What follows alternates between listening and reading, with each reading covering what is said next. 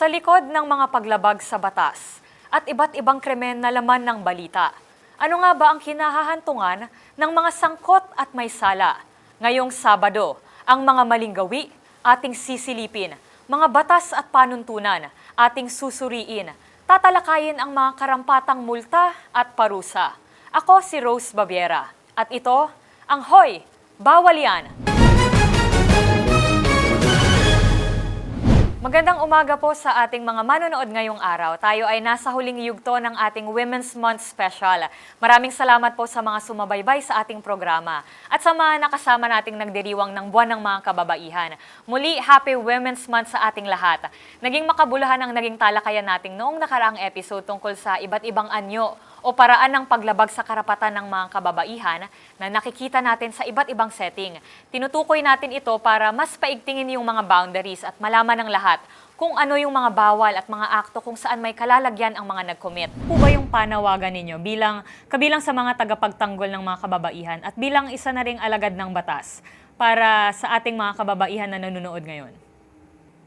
Ano po ang aking mensahe at panawagan sa ating mga kababaihan ay huwag po tayong matakot na mag-report. Kung tayo po ay nakakaranas ng mga ganitong pang-aabuso, ay marami pong tayong pwedeng hinga ng tulong at nandyan lang sa tabi natin ang ating mga pwedeng lapitan na tutulong sa atin. So, para po maiwasan at dumami pa ang mga violence sa ating hindi lamang sa sarili natin kundi sa ating mga anak, ay tulungan po natin ang ating sarili, tulungan natin na ma-improve ang ating society sa pamamagitan po ng pagre-report ng ating mga dinadanas na violence. Huwag po nating tiisin kasi the more na titiisin, maniwala po kayong ulit-ulitin lamang po yan. Hindi po makakatulong yung pagtatakpan nyo ang inyong asawa. Kailangan po ninyo ng tulong. Kailangan po ninyo ng tulong ng ibang tao upang makaapang po ang ating pamahalaan, ang ating estado upang kayo po ay tulungan. Nandito rin po ang ating mga alagad ng batas, tulad po ng mga abogado na handa pong tumulong sa inyo. Meron po tayong public lawyers, ng mga taga-PAO. Meron po tayo sa Integrated Bar of the Philippines, sa ating pong legal aid na tumutulong po ng libre. Hindi po nyo kailangan gumastos. Ang kailangan lamang po nyo ay magpunta upang mag-report po kung ano yung mga inyong nararanasang violence and marami pong tao naman na pwedeng tumulong sa inyo. Ngayong tangkali, makakasama pa rin natin mula sa Philippine Commission on Women, Attorney Maria Sofia Isabela P. De Castro. Attorney, welcome back to our program. Thank you po for joining us again. Yes, good afternoon po. Maraming salamat po ulit sa pag-imbita po sa PCW. Ayan, Attorney, nako, pabigat na po ng pabigat yung mga talakayan natin. Sa bahaging ito, uulitin po natin, humihingi po kami ng diskresyon sa ating mga manunood sa mga sensitibong paksa na maaari naming mabanggit. So, Attorney, sa part po na ito, talakayan naman natin yung mga violations kung saan involved na yung pagtatalik, primarily yung sapilitan at wala pong consent ng babae. Ito po yung mga grave offenses. So, Attorney, sa usapin po ng rape, ayan, iaano ko na ang ating paksa. Ang alam ng marami, if people are gonna picture it out, usually, laging yung mga mararahas na paraan, talaga na parang pumipilit, o yung pagpupumilit, kung saan involve yung pamimisikal. Pero can you give us a more comprehensive picture kung ano po ba yung rape, bukod sa mga paraang iyon? What are the things that can be considered as itong insidente na to ay maaaring rape? Okay, aside po no sa lack of consent, ang rape po ay maaari pong gawin against a person's will through force. Maaari rin pong itong through intimidation or when the victim is unconscious or incapable of giving the consent due to yung mental or physical incapacity niya. Alright. Maaari rin po itong gawin through fraudulent means or mga false promises para makuha po ng perpetrator yung kanyang gusto po na makipagtalik po sa biktima. Alright. It's good that you mentioned there yung unconscious and in the having a mental issue kasi may mga pagkakataon po na yun nga po, ang alam lang ng marami is yung nature ng pagiging sapilitan nito. Pero we can consider rape as the things na walang kapasidad ang isang biktima na magbigay ng consent sa kung anong hinihingi ng isang perpetrator. Katulad nga po nung sinabi nyo na unconscious siya o may mental issue na dinideal na walang kakayanan na magbigay ng proper consent. And also, a good point there is yung mga false promises. Ibig sabihin may mga pumayag po yung babae o yung biktima. Pero kalakip nito, yung mga false promises na I think mag-a-apply din po sa workforce, even in the school setting. So attorney, ano naman po yung tinatawag na statutory rape?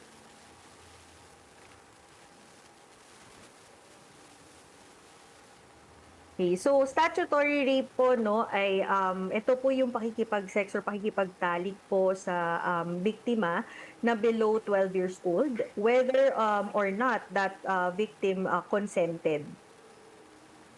Right. Kasi madalas po, akala ng iba, basta pumayag ang babae o pumayag ang isang individual, ito na ay parang consensual na siya. Pero para po sa mga ibang biktima, para po sa mga ibang individual na may certain age, katulad nga po 12 and below, it is still unlawful and against the law dahil just like what I've mentioned, ito po yung mga individual na wala pa rin kapasidad na magbigay ng kanilang consent or kung naintindihan pa nila kung ano talaga yung meaning ng consent.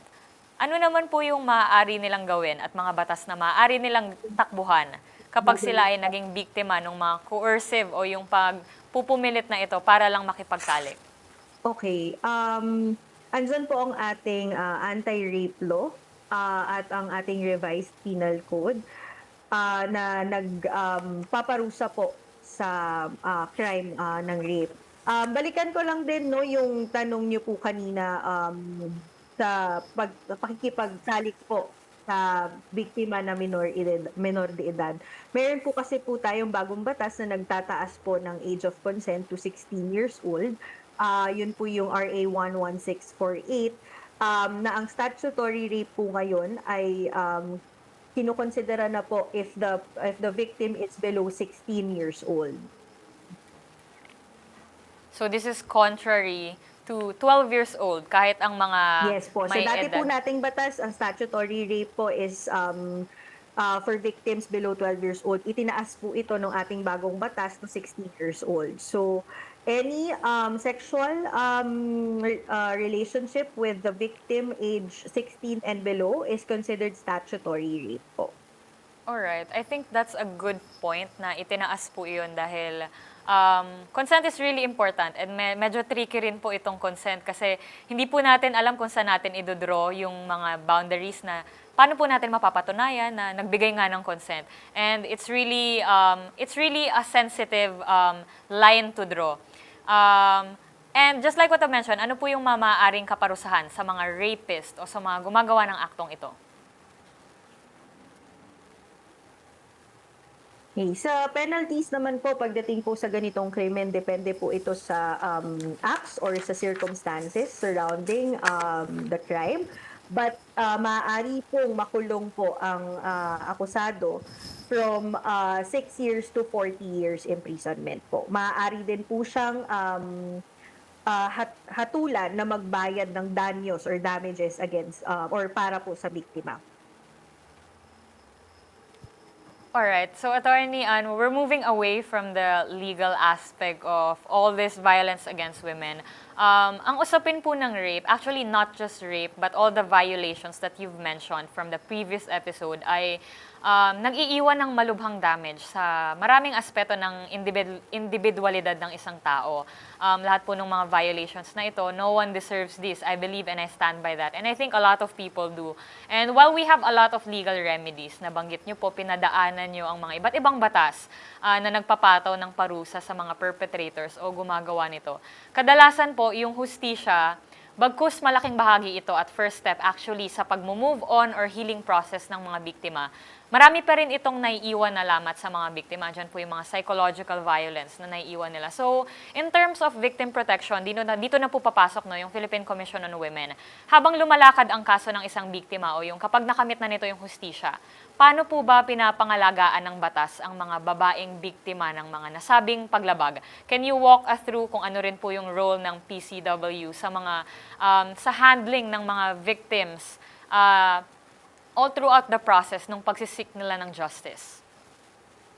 Okay, ang PCW po or ang Philippine Commission on Women ay nagpo-provide po ng aming or nagre-refer po ng mga services ng ating mga national government agencies such as yung PSWD. May mga social services and psychological services po na bino-provide po sa ating mga biktima. Meron din pong or ina-allow din po na magkaroon ng safe and temporary shelter po if they need to move to another place for security reasons. Nire-refer po natin sila sa mga crisis center or sa government agency na nag-o-offer po ng temporary shelter. Alright. So, we have social and psychological services offered by the Commission and marami pang ahensya na pwedeng tumulong sa pagpo-provide ng mga ito. And of course, we have safe and temporary shelter para po masiguro yung security para sa mga naging biktima. Another thing, attorney, you've mentioned earlier na kayo yung mga nagsusulong, especially you, your job, and your position, ng mga amendments when it comes to in handling these cases and yung pagigiit po o pag-assert ng mga karapatan ng mga kababaihan. Just give us a run-through or a points na mga bagay na gusto nyo pong amyendahan or isinusulong po ninyong amyendahan sa ating mga existing laws. Can you give us even just a point? Okay, so ang PCW po no ay nagsusulong or nagre-recommend po na amyendahan po ang ating anti-rape law to redefine rape and focus po doon sa lack of consent. So, a sexual assault violates the person's right to personal security and bodily integrity.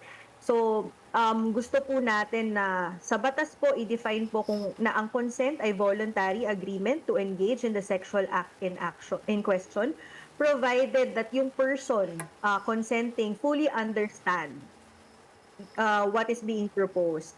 And both parties enter into that relationship or proposal voluntarily, and they are both mentally competent. Kasi sa ngayon po, no, our law still recognizes that rape can only be committed through force, threat, intimidation, fraudulent machination, or grave abuse of authority. And not simply because the victim did not consent. So pinaka-importante po sa amin is maamyendahan po ang batas at mag-focus ito sa lack of consent. Now, considering that the crime would be premised on the lack of consent, nire-recommenda rin po ng PCW ang pag-amyenda sa Article 266A by putting lack of freely given genuine consent as necessary element in the definition of the crime of rape.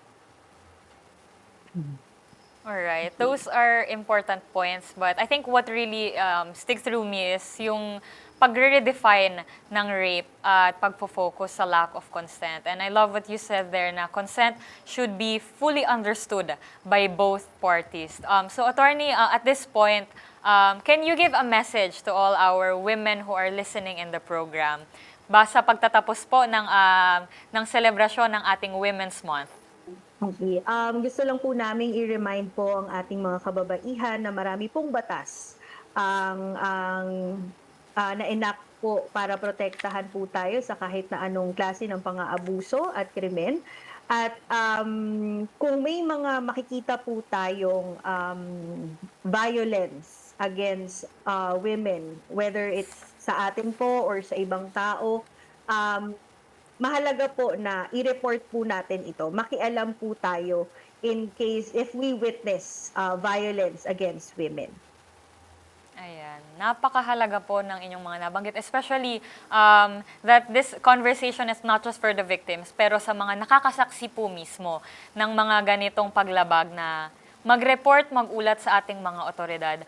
Dito na po tayo nagtatapos. Maraming salamat, Attorney. And that was Attorney 3 of the Philippine Commission on Women, Policy Development, Planning, Monitoring, and Evaluation Division, Attorney Maria Sofia Isabela P. De Castro. Sa programang ito, mas palalakasin natin ang boses ng batas. Kasama niyo po kami sa kampanya na wakasan ang karahasan sa mga kababaihan.